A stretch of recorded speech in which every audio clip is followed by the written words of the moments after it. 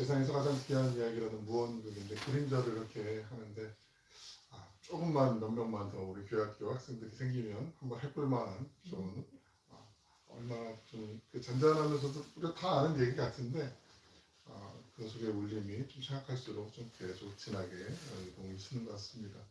너무 잘 알고 있다고 생각해서 때로는 소홀할 때가 많이 있고요. 성탄절이 특히 그런 날 중에 하나잖아요. 부활절도 그렇지만 당연히 뭐 성탄절인데 뭐 좋지 뭐 들뜨지 뭐 그 흥겹고 들뜬 마음은 있는데 진짜 주인공이 빠져있는 축제인 것 같이 잔치인 것처럼 그럴 때가 얼마나 있으셨는지 모르겠습니다. 저는 다시 한번 또 마음의 오피스를 열게 됐어요. 예수님께서 이 땅에 오시자마자 아까 우리 권사 기도해 주신 것처럼 예수님이 이 땅에 오신 이유는 다른 게 아니에요. 그냥 잃어버린 사람, 잊혀진 사람들을 찾기 위해서 오신 거잖아요. 하나님이 예수님을 이 땅에 보내주신 건 하나님과 사람들과의 끊어져 버린 더 이상 이어질 수 없는 단절된 그 관계를 회복시키고자 다시 이어주시고자 예수님이 그 가교 역할을 다리 역할을 하시는 거잖아요. 그 예수님을 믿기만 하면 하나님과 우리 멀어졌던 그 사이가 다시 가까워질 수 있는 것이고 하나님과 전혀 동떨어지게 살았던 사람들이 다시 하나님과 더불어서 함께 하나님과 동행할 수 있는 거 아니겠습니까? 그 심정으로 우리가 영혼을 민망히 여기는 마음을 갖고 우리 주변에 우리 가족부터 우리 주변의 또 삶의 현장에서 생업의 현장에서 만나는 분들 하나님이 찾고 계시는 분이 어디 계신지 우리가 또 같이 그 마음으로 찾고 또 기도하며 또 다가가서 주님의 손가발이 되는 아름다운 열매들이 맺어지기를 주님의 이름으로 간절히 축원합니다. 아멘. 예수님이 이 땅에 태어나시자마자 여관에 있을 곳이 없으셔서 구유, 우리가 흔히 말구유라고 얘기하는 구유에 눕혀지시게 되죠. 2장 7절에 있는 말씀, 본문 말씀을 같이 한번 읽어보겠습니다. 시작. 첫 아들을 낳아 영구에 싸서 구유에 누렸으니 이는 여관이 있는 곳이 없음이니라. 예수님이 그 사람들이 전혀 뭐 거기는 냄새가 나는데 어디 거기서 잠깐 들어가기 싫어 그런 곳이 마구간이잖아요. 아마 가축이 좀 이제 키워보셨던 기억이 있으신 분들은 잘 아시겠지만 분뇨 냄새부터 뭐 먹이 사료 냄새부터 그리고 청결하지가 않죠. 사람이 잠깐은 뭐 들어가서 일을 볼 수 있지만 거기서 하룻밤을 자거나 출산을 한다? 이거는 정말 꺼리고 싶은 상황인데 여간에 뭐 누일 곳이 없으니까 어쩔 수 없이 이제 거기라든지 얻게 되신 거잖아요. 그 심정을 우리가 헤아리면서 보시면 좋겠는데 가장 낮은 곳 그리고 그냥 짐승들이 먹는 그 밥그릇 구유에 예수님은 이제 태어나고 난 다음에 그래도 좀 편안하게 좀 눕혀드리고 싶은 곳이 가장 편안한 곳이 그 중에 구유였다는 말이죠. 그러니까 뭐 더 이상 더 낮아질 곳이 없는 거죠. 어쩌면 그런 인생의 마구간을 경험해 본 사람들은 더 이상 이제 내가 뭐 바닥으로 떨어질 게 뭐 있어? 더 이상 추락할 게 뭐 있어? 오히려 그때부터 자신감이 생기게 돼 있고 용기가 생기게 돼 있고요. 선한 동기가 부여되고 건강함이 있고 그러면 이제 일어나는 일만 남은 거죠. 예수님은 더 낮아지실 수 없는 상태로 낮아지셨잖아요. 가장 연약한 예수, 아기 예수의 모습으로 오셨잖아요. 이미 가장 낮고 천한 곳으로 시작했기 때문에 우리 사람들이 겪고 있는 가난과 배고픔과 고난과 아픔과 슬픔과 그 모든 고통을 다 헤아리실 수 있으셨고 다 아우르실 수가 있으셨고 그걸 고쳐주실 수 있고 바꿔주실 수 있는 분으로 오셨다는 거죠. 그래서 더 낮아지는 것 이것이 성탄의 중요한 의미 가운데 하나라고 볼 수가 있죠. 성탄절이 인류 최대의 명절이잖아요. 축제일이잖아요. 뭐 예수님을 믿건 안 믿건 교회를 다니고 난 다니고 성탄절을 다 좋아하는 것 같아요. 뭐 빨간 날이라서 좋아하는 분들도 있긴 있지만 그래서 성탄절하면 그래서 흥얼흥얼거리면서 캐롤도 한 자락 이렇게 부르는 분들도 많이 계시고 TV 보면 나오면 같이 있는 성탄 왔으면 좋고 뭐 그런 경우들 많이 있잖아요. 그런데 정작 앞서 말씀드린 것처럼 성탄절의 의미가 점점 시대가 변하면서 뭐 촌스럽게 예수님 좀 빼고 거기 좀 다른 것 좀 집어넣지 뭐 그러면서 주인공이 점점 희석되고 다른 게 더 부각되잖아요. 그래서 산타클로스가 등장하기도 하고 아예 그냥 좀 더 우리 좀 다른 걸로 바꿔 성탄에 뭐 화려하고 삐까삐까 한 것만 있으면 좋은 거 아니야? 이런 식으로 막 바뀌어가는 이게 요즘 트렌드야. 아예 모르면 가만히 따라오기나 해. 뭐 이렇게 가는 경우들이 있어요. 근데 정작 우리가 해야 될 것은 성탄절의 참된 주인공의 자리에 다시 되돌려드리도록 우리가 말도 하고 또 그분을 기리는 것 이게 정말 중요한 거잖아요. 성탄절인데 성탄절에 예수님이 없으면 이거 말이 안 되잖아요. 예수님이 2000년 전에 이 땅에 오셨잖아요. 근데 양을 치는 목자들 외에 예수님이 오셨다는 거 아는 사람도 없었고 환영하는 사람들도 없었어요. 성탄은 하나님께서 우리 사람을 찾아오셨다는 데 가장 중요한 의미가 있고요. 참된 의미 가운데 하나는 예수님께서 이 땅에 오신 것을 우리가 또 그걸 바라보면서 기뻐하고 환영하고 축하해 드리는 거, 이 속에 참된 의미가 있어요. 바꿔 말씀드리면 예수님이 이 땅에 오셨는데 위대한 성인 가운데 한 분, 위인 가운데 한 분이 오셨구나가 아니라 예수님이 하나님이신데 하나님의 본체신데 우리를 구원하시기 위해서 다른 방법이 없으니까 친히 인간의 몸을 입고 이 땅에 오셨구나. 그걸 내가 고백하는 거, 믿는 거, 그리고 자랑하는 거. 이것이 성탄의 진정한 의미라고 할 수 있고 성탄의 우리가 의미를 기리는 방법 중에 아주 좋은 것 중에 하나라는 거죠. 왜냐하면 인간의 몸을 입고 이 땅에 오셨지만 그분이 십자가에 달려 돌아가실 수밖에 없었고 그 십자가의 단번에 죽으심으로 말미암아 모든 인류가 그 예수님을 구주로 믿기만 하면 죄에서 사함을 용서함을 받고 하나님의 자녀가 되는 아름답고 놀라운 그 권세를, 그 은혜의 선물을 받게 되는 거 아니겠습니까? 예수님께서 말구 위에 태어나셨을 때 이 사람을 안 사람들이 많지 없었어요. 우리 본문에 있는 것처럼 그 탄생의 소식을 들은 사람들은 밤에 양을 치는 목자들이죠. 양을 치는 목자들이 밤에도요, 그 밤을 제대로 못 자잖아요. 불침봉 같은 거 아시잖아요. 돌아가면서 쪽잠 자고 짐승이 또 뭐 다가와서 위협을 가할까봐, 맹수가 올까봐, 아니면 도적이나 강도떼들이 생길까봐, 그래서 서로 이제 교대 근무하면서 이렇게 쪽잠을 자고 있단 말이죠. 그때 갑자기 후련히 천사들이 나타나서 예수님이 이 땅에 오심을 알려주게 되는 거죠. 하늘의 영광이 비추면서 나타나는 천사들을 보고 목자들은 정말 크게 놀랐을 거예요. 이때 천사의 음성이 들리죠. 우리 함께 천천히 본문 8절부터 12절까지를 천천히 한번 읽어보시겠습니다. 시작. 그 지역의 목자들이 밤에 밖에서 자기 양떼를 지키더니 주의 사자가 곁에 서고 주의 영광이 그들을 두루 비추시네 크게 무서워하는지라. 천사가 이르되 무서워하지 말라. 보라, 온 내가 온 세상에 백성에게 비칠 큰 기쁨의 좋은 소식을 너희에게 너희에게 전하노라. 오늘 다윗의 동네에 너희를 위하여 구주가 나셨으니 곧 그리스도 주시니라. 너희가 가서 강모에 쌓여 구유에 누워있는 아기를 보리니 이것이 너희의 표적이라 하더랍니다. 아멘. 그러고 나서 천사와 함께 천군, 천사, 모든 큰 무리가 하나님을 찬양하게 되죠. 13, 14절들을 같이 한번 읽어보실까요? 시작. 호련히 수많은 천군이 그 천사와 함께 하나님을 찬송하여 이르되 지극히 높은 곳에서 하나님께 영광으로 땅에는 하나님의 기뻐하시는 사람들 중에 평화로다 하니라. 아멘. 하나님께서 희생하시고 포기하셨고 자기를 버리셨지만 바로 그것이 하나님의 영광이 되었고 기쁨이 되었으며 승리였습니다. 이게 성탄절의 메시지죠. 하늘의 영광은 가장 낮고 겸손한 방법으로 임한 것이죠. 그러나 그 영광과 함께 우리는 어디서도 받을 수 없었던 참된 평화를, 이게 아무에게나 다 주는 평화는 아니거든요. 어떤 사람들이 그냥 흔히 자조적으로 좀 비판적인 시각으로 하늘은 영광, 땅에는 굴비 뭐 이렇게 뭐 유머도 아닌 유머를 이렇게 쓰는 경우들이 있는데, 이거는 기독교를 제대로 알지 못하고 국회에서 물론 기독교인들의 행실이 좀 더 바람직하게 건강한 모습으로 발전돼야 되는 건 중요하지만, 하늘에는 영광이고 땅에서는 하나님이 기뻐하신 사람들 중에, 이게 아무나 다 사람들 중에 평화라는 게 아니에요. 하나님이 기뻐하신 사람들 중에 이게 중요해요. 하늘의 영광을 아는 사람들이 기뻐할 수 있는 거예요. 그냥 오늘 노는 날, 빨간 날, 우리 휴가 이런 것만 갖고 기뻐하는 건 어찌 보면 원초적인 기쁨일 수 있겠죠. 그것도 기쁨이 될 수 있죠. 그런데 하나님의 그 영광을 아는 사람이 누리는 참된 평안함, 그 속에 기쁨 가운데 평안함이 있음을 말씀하고 있어요. 그걸 좀 더 우리 한 걸음 더 들어가서 보시려고 해요. 14절에 보시면 지극히 높은 곳에서는 하나님의 영광이라고 말씀하는데, 하나님의 영광이라는 말씀 때문에 당연히 하나님께 기쁨이 되고 영광이 되지 뭐 그게 뭐 어렵겠어? 그 당연한 거 아니야 라고 말씀드리지만 결론은 맞지만, 하나님의 본체이신 예수님이시잖아요. 성부, 성자, 성령이 동일한 하나님이시잖아요. 각각의 역할이 다르실 뿐이잖아요. 그런데 하나님께서 인간의 모습으로 내려오시는 건 우리가 상상할 수 없는 고난이에요. 고통이에요.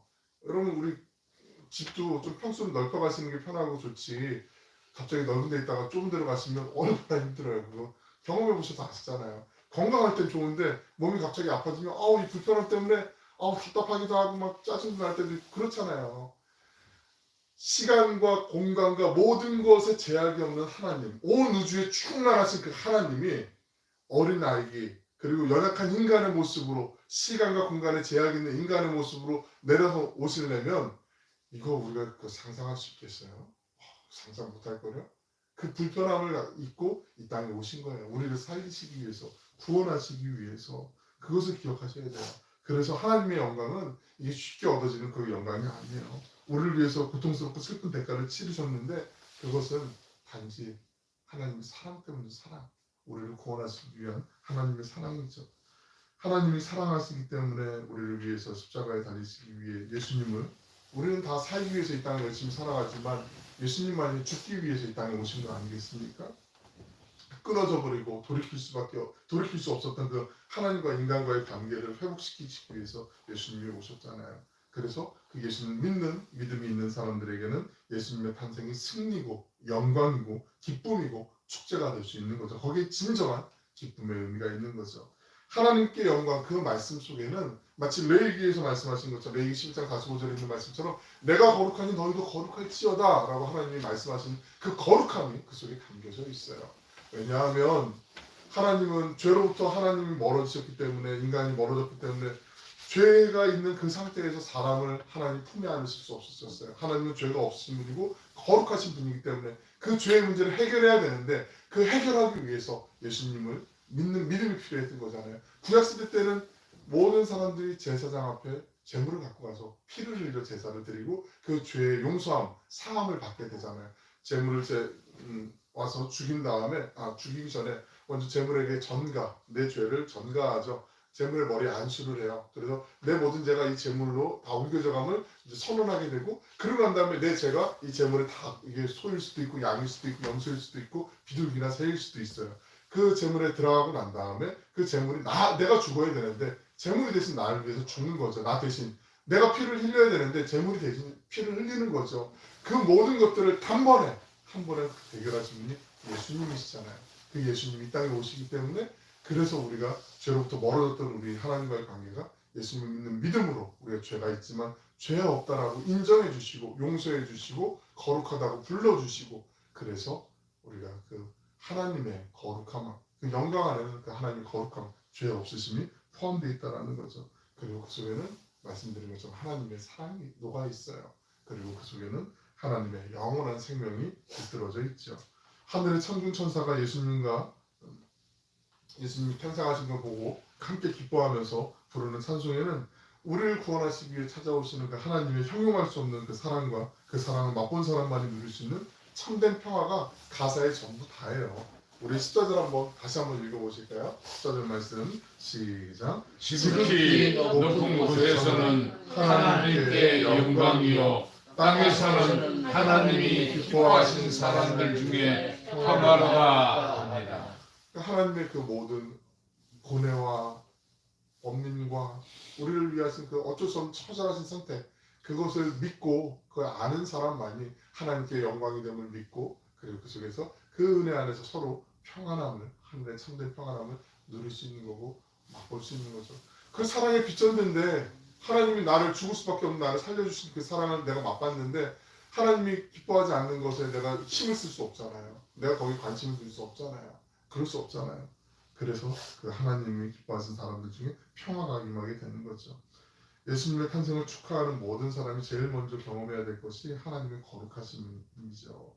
우리의 육신의 눈으로는 볼 수 없는 찬란한 영광 속에 있는 그 하나님의 거룩하심, 하나님의 그 고귀한 선물인 영원한 생명, 그 사랑을 우리가 맛봐야 되는 거죠. 그렇게 되면 그 영광이 우리 안에 각인이 되고 믿어지기만 하면 그러면 우리 안에 있는 어둠이 사라지게 되어 있어요. 염려가 사라지게 되어 있어요.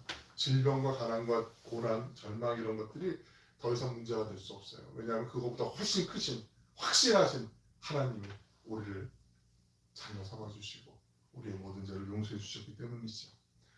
성탄절 잘 아시지만 영어로 우리 크리스마스라고 하잖아요. 크리스마스. 그리스도를 뜻하는 크라이스트와 예배를 뜻하는 메스, 요거가 합성어잖아요. 그래서 크리스마스 그러면 예수님이 이 땅에 오신 날이라는 거 우리가 다 알고 있어요. 예수님 탄생을 뭐 누구나 다 탄생을 축하하고 경배하고 있어요.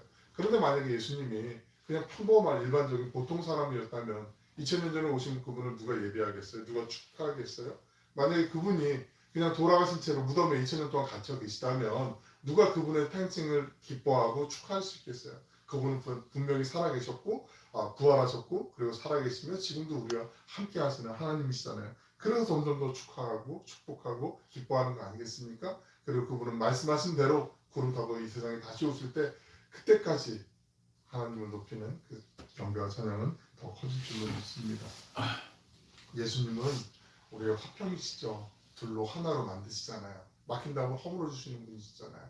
요한일서 2장 2절에 있는 말씀 보시면 그는 우리 죄를 위한 화목제물이니 우리만 위할 뿐 아니요 온 세상의 죄를 위하심이라라고 말씀하고 계세요. 예수님은 그러니까 우리만 뿐만 아니라 온 세상 우리가 예수 믿는 사람들끼리도 서로 평안하게 지내야 되지만 예수 믿지 않는 사람들 서로 화평을 누릴 수 있도록 우리가 간구하고 또 그렇게 살아가는 거 그리고 피조물과 피조물끼리 그 바티칸 성당에서 항상 그 성당 2부에 이제 그 교황 메시지가 나오잖아요. 프란치스코 교황이 이번에 그 줬던 메시지 중에 가장 중요한 것 중에 하나가 전쟁에 대한 이야기더라고요. 그러니까 우리는 다 공감하고 있지만 이스라엘과 팔레스타인 그리고 우크라이나 사태에 대해 전쟁에 대해서 다시 한번 또 강조하고 있는데 그런 메시지가 정말 우리가 볼 때는 하나님이 원하시는 마음이잖아요.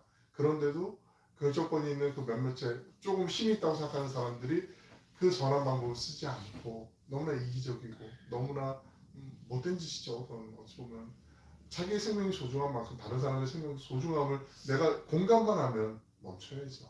거기서 멈춰야 되는데 이게 정말 인간들이 너무나 그 하나님 앞에 죄를 많이 짓는구나 우리가 깨닫게 되잖아요. 우리가 더 기도할 때인 건 분명한 것 같습니다.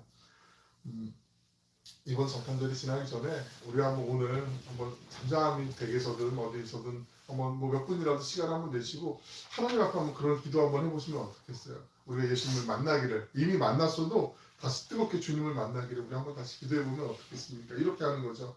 하나님 나라에 있던 그 하나님의 영광과 그 거룩함, 그 사랑을 하나님 제가 시간이 지나도 제 머릿속에 제 마음속에 잊혀지지 않게 해주시고 더욱더 사랑할 수 있게 해주세요. 하나님이 저를 그렇게 사랑하시는 것 제가 그렇게 사랑받을 수 있는 소중한 존재인 것을 제가 스스로가 놓치지 않게 해주시고 하나님이 우리를 다 고백하고 존귀하게 우리를 여겨주시고 우리를 존중해 주시는 만큼 하나님 저도 그 존중함을 잃지 않게 하시고 그 존중함을 붙잡고 다른 사람도 존중할 수 있도록 하나님 제 마음의 넓이도 좀 더 넓혀주시고 사랑의 폭도 좀 더 넓혀주시고 그리고 하나님을 향한 그 마음이 좀 더 깊어지게 하나님 저를 지켜주세요. 그렇게 한번 기도해 보는 거죠. 그리고 우리가 찾아가서 돕지 못해도 지구촌에 있는 전쟁과 기아와 재난과 고통 가운데 있는 분들을 위해서 우리가 조금 더 작년에 한 10분 기도했으면 올해 한 15분 기도하고 내년에 20분 기도하고 점점 더 기도할 수 있고 뭐 ARS 전화로 한 통화 정도 그렇게 후원할 수도 있고 그런 마음의 여유를 가질 수 있게 그래서